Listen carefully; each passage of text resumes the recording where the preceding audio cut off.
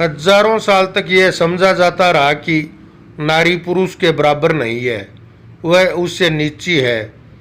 कुछ देश तो ऐसे थे और करीब करीब देश ऐसे थे जहां स्त्री का जितना अपमान हो सकता था उतना अपमान किया गया। हमारे इस देश में स्त्री को धन से ज़्यादा कीमती कभी नहीं समझा गया, उसे स्त्री धनी हम कहते रहे।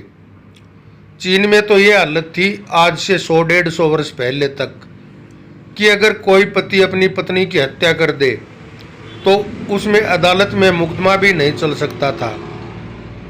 पत्नी उसकी संपत्ति थी, वह चाहे तो बनाए चाहे तो मिटा दे।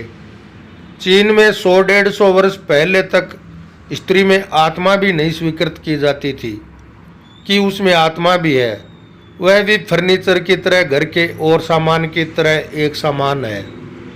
भारत ने भी कोई बहुत अच्छा व्यवहार नहीं किया। करोड़ों स्त्रियों को हमने जला दिया सती के नाम पर।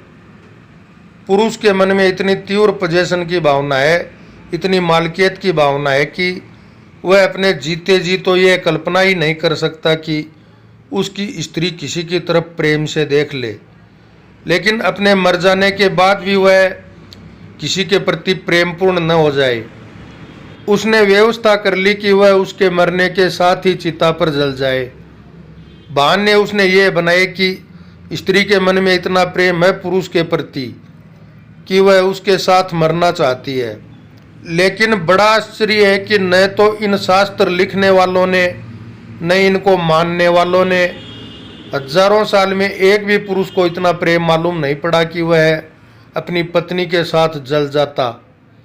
लेकिन स्त्रियों को वह समझाता रहा कि उसे पति के साथ जल जाना चाहिए।